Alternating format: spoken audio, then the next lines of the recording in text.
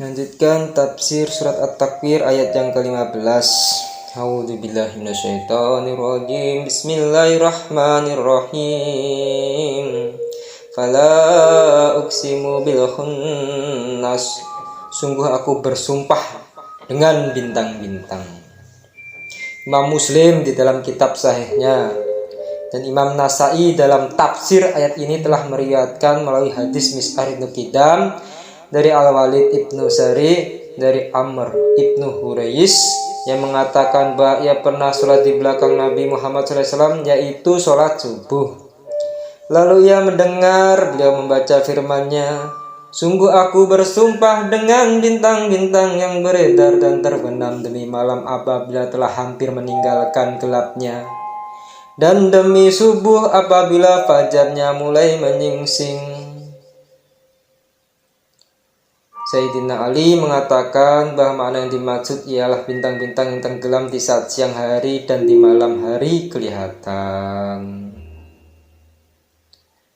Ibnu Jarir mengatakan telah menceritakan kepada kami Ibnu Musanna, telah menceritakan kepada kami Muhammad Ibnu Ja'far, telah menceritakan kepada kami Syu'bah dari Sama' Ibnu Harb yang mendengar dari Khalid Ibnu Urah bahwa ia pernah mendengar Ali ditanya mengenai makna ayat ini. Lalu Ali menjawab, makna yang dimaksud ialah bintang-bintang yang tenggelam di siang hari dan kelihatan di malam hari. Lanjut ayat yang ke-16. Al-jawaril kunnas, yang beredar dan terbenam. Imam Al-Masih telah meriwayatkan dari Ibrahim bahwa Abdullah pernah mengatakan sesungguhnya dengan makna firman-Nya, sungguh aku bersumpah dengan bintang-bintang surat At-Takwir, bahwa yang dimaksud dengan khunnas ialah sapi liar alias menjangan. Imam Abu Daud At-Tayalisi telah meriwayatkan dari Ami, dari ayahnya dari Said ibn Zubair dari Ibnu Abbas, yang dimaksud dengan al-jawaril kunnasi ialah sapi yang berbunyi di bawah naungan. Hal yang sama dikatakan oleh Said ibn Zubair. Imam Mujahid, Imam Ad-Dahhak, Abu Sisa alias Jabir bin Zaid mengatakan menjangan dan sapi. Sebagian imam mengatakan bahwa sesungguhnya bintang-bintang itu dinamakan khunnas mengingat saat terbitnya, kemudian saat beredarnya di falaknya dinamakan jawarin, sedangkan di saat tenggelamnya dinamakan khunnas. Ini diambil dari kata-kata orang Arab awazawjila kinasihi. Dikatakan demikian apabila menjangan itu masuk ke dalam sarangnya. Tafsir ayat yang ke-17. Wallaili idza as'as, demi malam apabila telah hampir meninggalkan gelapnya. Kebanyakan ulama usul mengatakan bahwa lafaz as-as dipakai untuk menunjukkan makna yang datang atau pergi dan menganggapnya sebagai lafaz yang mustarak, satu lafaz yang mempunyai dua arti yang berlawanan. Karena itulah maka dapat dibenarkan bila masing-masing dari kedua dianggap sebagai makna yang dimaksud. Hanya Allah lah yang maha mengetahui. Ibnu Jarir mengatakan bahwa sebagian ulama yang ahli dalam bahasa Arab menduga bahwa lafaz as-as artinya mendekati permulaannya dan mulai gelap, yang paling disetujui oleh ulama ini. Al-Farah mengatakan bahwa Abul Bilad seorang ahli nahwu mengutip sebuah bait syair yang mengatakan as-asa hatta law yashaddana kana lahu minid dawihi maqabis.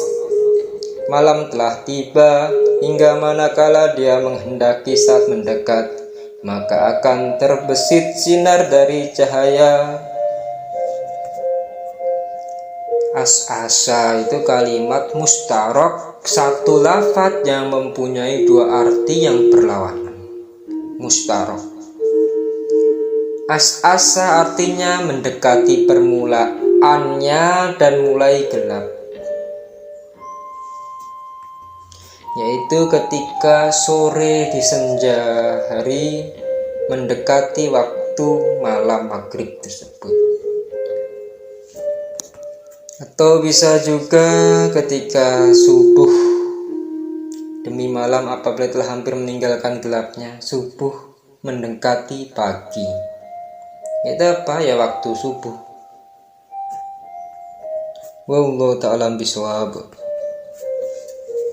Wasubhi idza tanafas, dan demi subuh apabila fajarnya mulai menyingsing. Ayat yang ke-18. Imam Ad-Dahhak mengatakan bahwa mana yang dimaksud ialah apabila terbit. Imam Qatadah mengatakan apabila mulai bersinar dan tiba. Said Ibnu Zubair mengatakan bahwa mana yang dimaksud ialah apabila mulai muncul. Pendapat ini diriwayatkan dari Ali radhiyallahu anhu.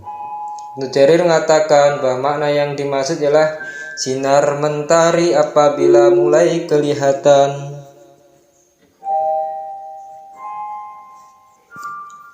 Innahu laqaulu rasulin karim. Ayat yang ke-19. Sesungguhnya Al-Quran itu benar-benar firman Allah yang dibawa oleh utusan yang mulia, yaitu Jibril. Imam Ibnu Katsir, yakni sesungguhnya Al-Quran yang mulia ini benar-benar disampaikan oleh malaikat yang mulia, terhormat, berakhlak baik, lagi indah penampilannya, dialah Jibril. Lanjut ayat yang ke-20. Dzi quwwatin inda dzil arsy makin,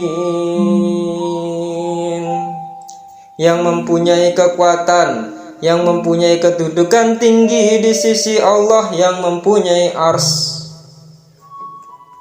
Imam Abu Sholeh telah mengatakan sehubungan dengan makna firman yang tersebut, maksudnya Jibril dapat memasuki 70 lapis tirai cahaya tanpa izin Allah Subhanahu wa taala.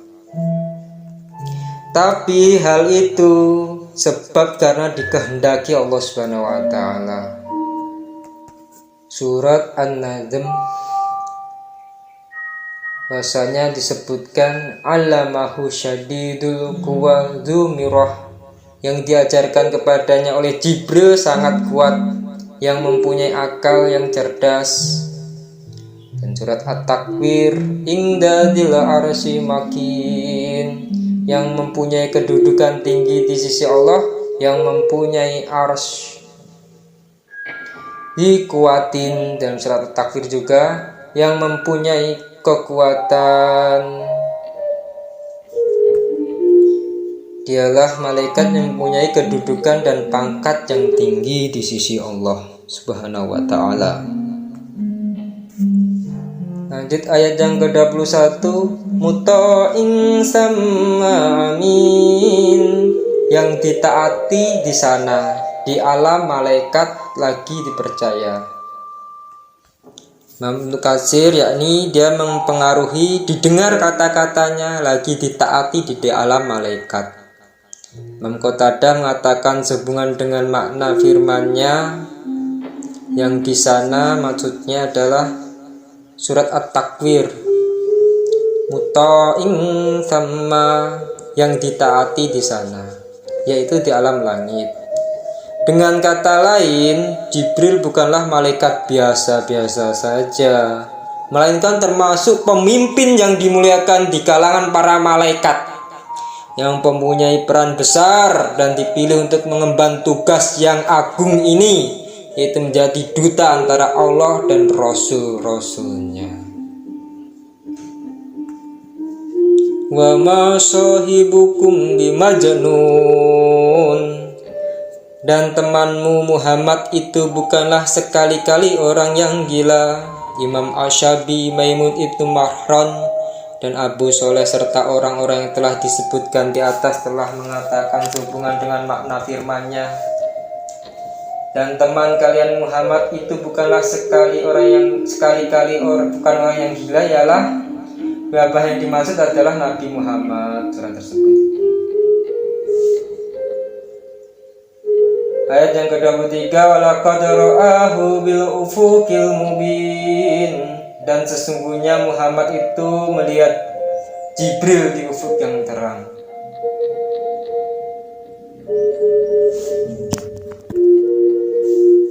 Artinya apa?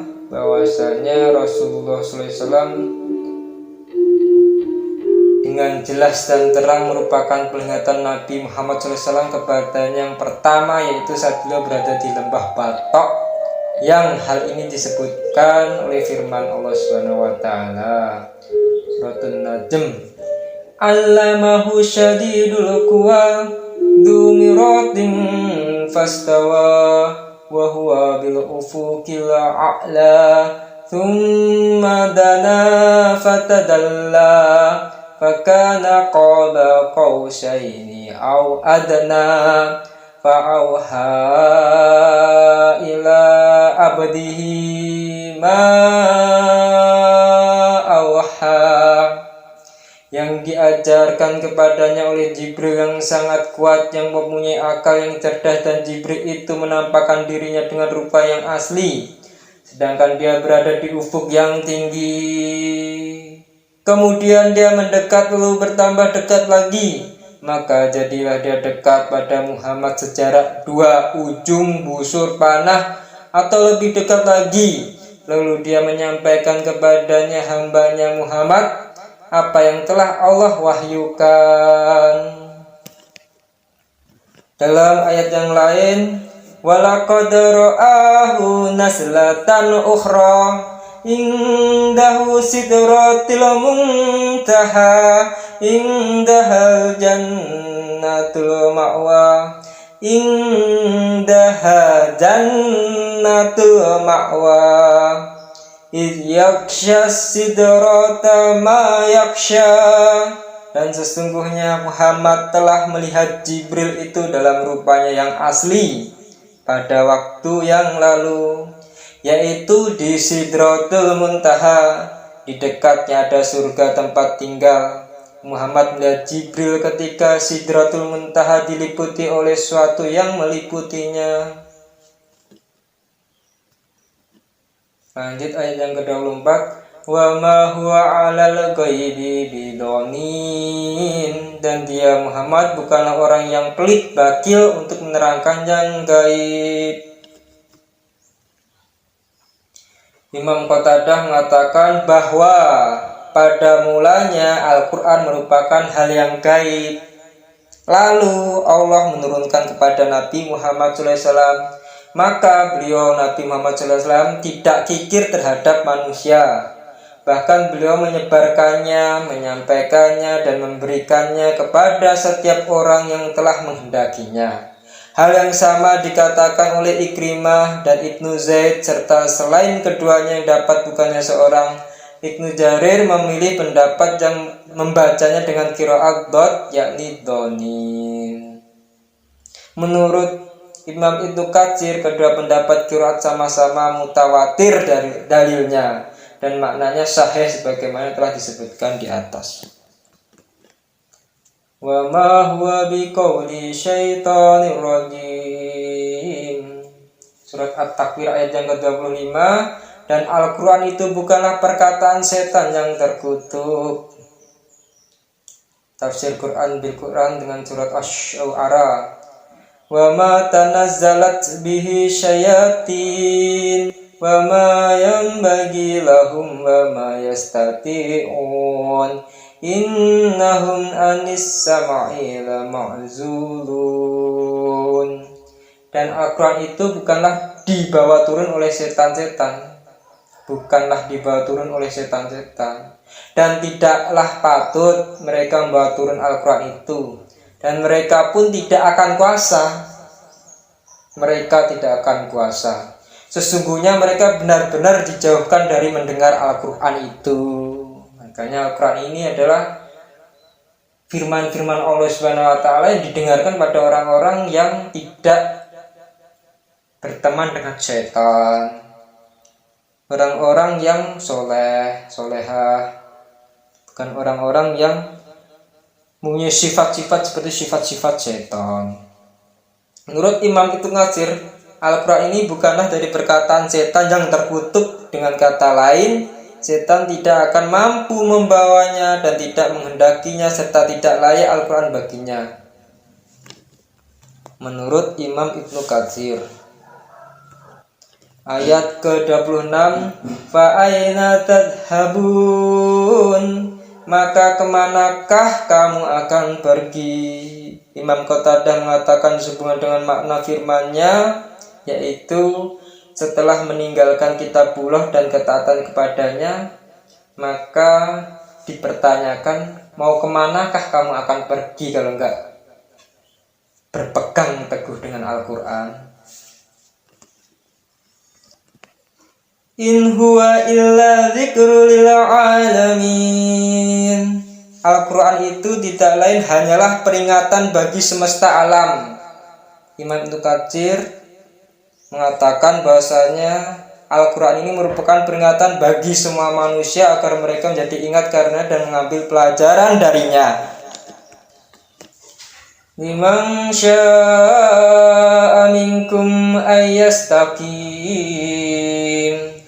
yaitu bagi siapa di antara kamu yang mau menempuh jalan yang lurus. Yaitu bagi siapa yang mengingin petunjuk, hendaklah ia berpegang kepada Al-Quran ini. Karena sesungguhnya Al-Quran merupakan juru selamat dan memberi petunjuk baginya. Tiada petunjuk selain dari Al-Quran. Menurut Imam Ibnu Katsir. Surat At-Takwir ayat ke-28. Lanjut ke ayat yang terakhir, ayat ke-29. Wa ma tasya'una illa ayyasha Allahu rabbul alamin. Dan kamu tidak dapat menghendaki menempuh jalan itu kecuali apabila dikehendaki Allah, Tuhan semesta alam. Sufyan Ats-Tsauri telah meriwayatkan dari Said Ibnu Abdul Aziz dari Sulaiman Ibnu Musa yang mengatakan bahwa ketika ayat ini diturunkan, yaitu firman Allah Subhanahu wa taala, bagi siapa di antara kalian yang mau menempuh jalan yang lurus, surat At-Takwir, maka Abu Jahal berkata, segala sesuatunya terserah kita. Jika kita mau menempuh jalan yang lurus, tentulah kita akan lurus. Dan jika kita menghendaki bukan jalan yang lurus, maka tentulah kita tidak akan lurus. Lalu Allah Subhanahu wa taala menurunkan firman selanjutnya, yaitu dan kamu tidak dapat menghendaki menempuh jalan itu kecuali apabila dikehendaki Allah, Tuhan semesta alam. Asbabun nuzulnya itu Abu Jahal tersebut. Wallahu ta'ala bishawab.